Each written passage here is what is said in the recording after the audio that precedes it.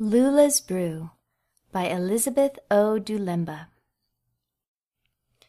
Lula's aunties were witches, the wickedest in the land, so they taught Lula their witchetty ways and bewitching spells firsthand. They made Lula study night and day to learn to make magical potions that oozed like boogers and glowed bright green in ghastly drinks and lotions. But Lula didn't like to fly on a broom or practice magical spells. She wanted to brew up tasty dishes with pleasing aromas and smells. Lula dreamed of being a chef in her neighborhood's favorite haunt. She wanted a 4-star bistro, her very own restaurant.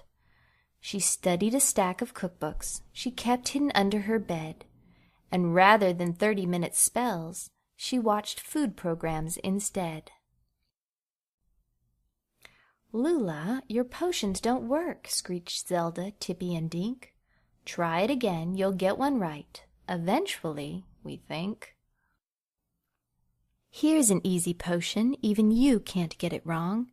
It turns a child into a mouse, and it doesn't take too long. You'll need frog eyes and lizard tails, those are easy to find. Mouse toes and broken snails, and a mole from a bat's behind." Lula pretended to add the ingredients, just like her aunties said, but when they turned the other way, she added what she liked instead. When Lula finished her potion, it steamed with a yummy perfume. "It smells too good," the aunties cried. "Lula, go to your room." But Tippy took a tiny sip and suddenly understood. "Sisters, you should try this. It really is quite good." Meanwhile, the steam snaked up the chimney and floated through the town. Right through the mayor's window, he awoke and sniffed around. "What is that magical smell? I must have some right now." He didn't get dressed or brush his teeth. He ran outside and... Wow! A crowd already filled the street, every person, dog, and mouse. They all walked forward in a daze, straight for the witch's house. "Knock, knock!"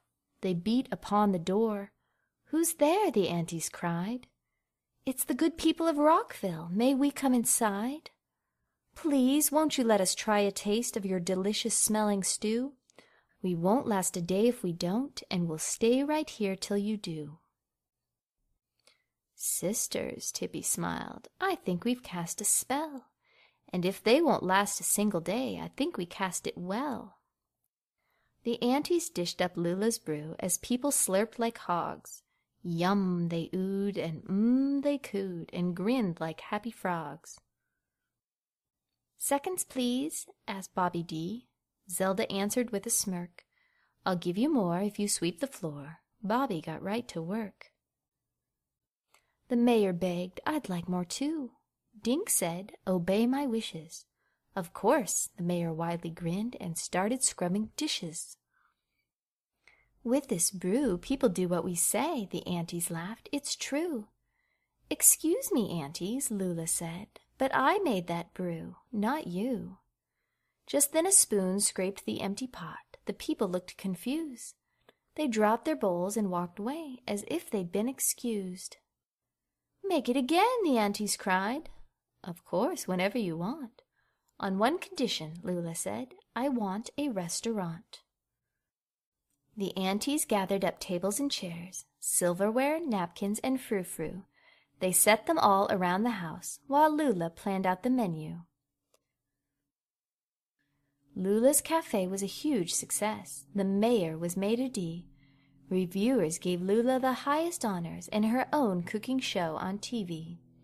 Her dishes were so mesmerizing, she was featured in Gourmand magazine. They coined a term just for Lula, magical fusion cuisine. Others tried hard to match Lula's style, but her secrets eluded them all. For along with being a famous chef, she was a bit of a witch after all.